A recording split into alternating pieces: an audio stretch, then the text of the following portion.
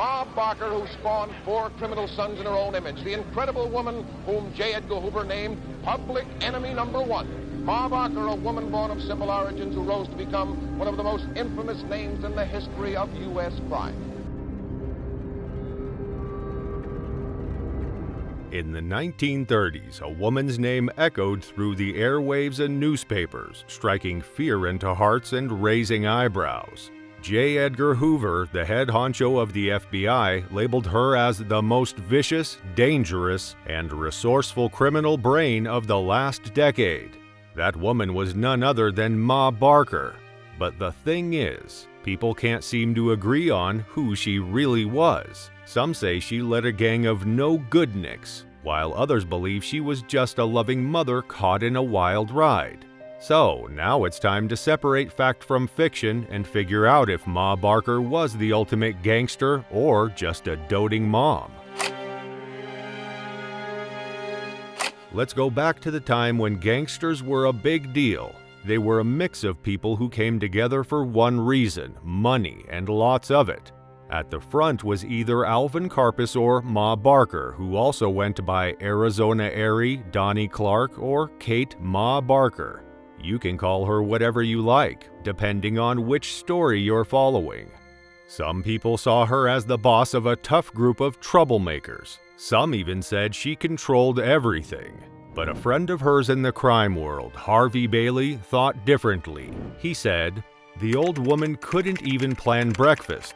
When we got together to plan a bank job, she'd go to another room and listen to radio shows like Amos and Andy or hillbilly music." So, who was Ma Barker? A smart criminal or someone who just liked radio shows at home? To find out, let's go back to the past, around October 8, 1873 in Missouri. That's when Kate was born. She married George Barker in 1892 and became a proud mom of 4 boys: Herman, Arthur, Fred, and Lloyd. But then, things changed in 1915 when George vanished. Word was he had trouble with drinking and couldn't handle being a dad. After that, the Barker boys turned to crime. And guess what? Kate didn't mind. She actually enjoyed the perks that came with stolen money. Luxuries and nice things were her favorites, and if her sons could bring them home, she was all for it. People said Kate was the big boss of a gang that did bad stuff across America. But you know what? Not all the stories might be true. Yes, Kate was part of it, and she agreed with what her kids did. But she might not have been exactly like the tough lady you see in movies. If we turn our back to the Barker's gang, there was a person named Alvin Karpis. They called him Creepy or Ray. He was supposed to lead the Barker-Karpis gang. He was born in Montreal and grew up in Topeka, Kansas. He started causing trouble when he was young, around 10 years old. He and Fred Barker became friends in prison around 1931. Unfortunately, the gang faced tough times when Arthur "Doc" Barker got locked up in 1920 for killing a night watchman. Lloyd, another son, went to prison in 1922 for stealing mail. He didn't get out until 1938, so he missed a big showdown in Ocklawaha. Herman, yet another son, tragically took his own life in 1927 after a fight in Wichita, Kansas. This left only Fred and Doc from the Barker family, along with Creepy, Kate, and about 25 others for their escapades. Ma Barker was really strong about looking after her sons and keeping them safe. During the 1930s, the gang made some major moves. They kidnapped a wealthy person and a famous banker, releasing them after receiving a hefty ransom. Interestingly, the banker's father was friends with President Franklin Roosevelt.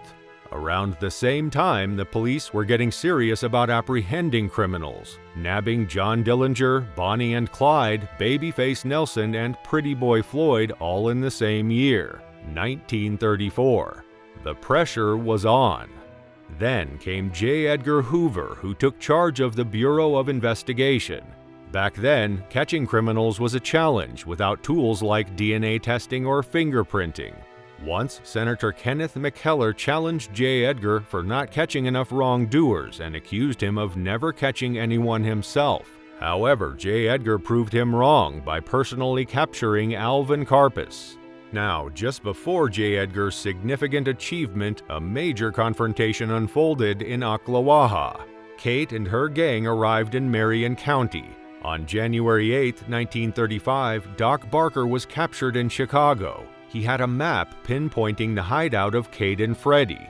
They were lodging in a pleasant spot near Lake Weir at 13250 Highway C-25, Ocklawaha. Kate, using the alias Kate Blackburn, claimed Fred was her husband and had a considerable amount of money.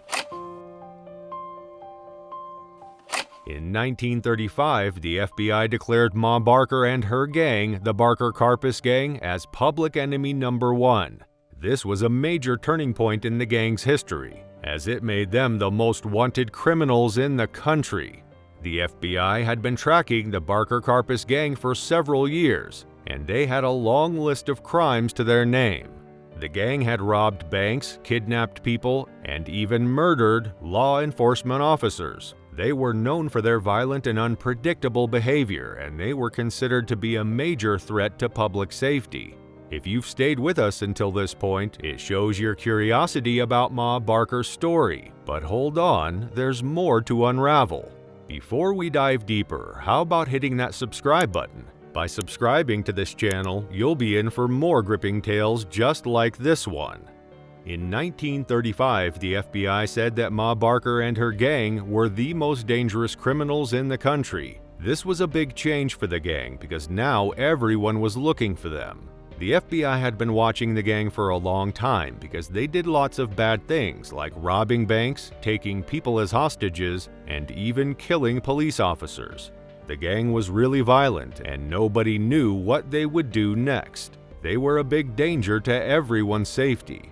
Everything came crashing down on January 16, 1935, around 7 in the morning. Federal agents swarmed the scene, exchanging gunfire as they encircled the house.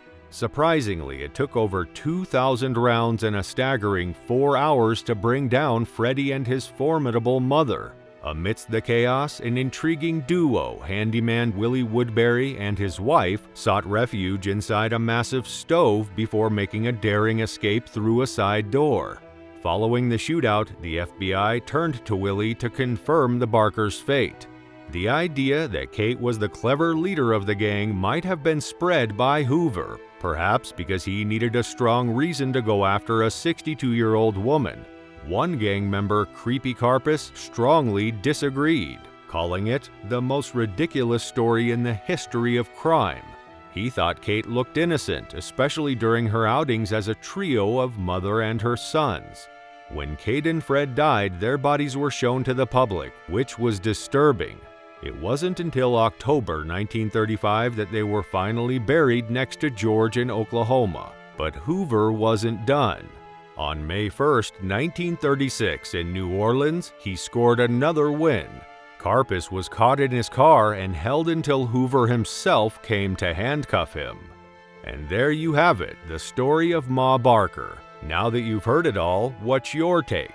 Was she truly the criminal mastermind, or just a doting mother caught up in it all? Share your thoughts in the comments below and make sure to hit that subscribe button for more captivating content on our channel.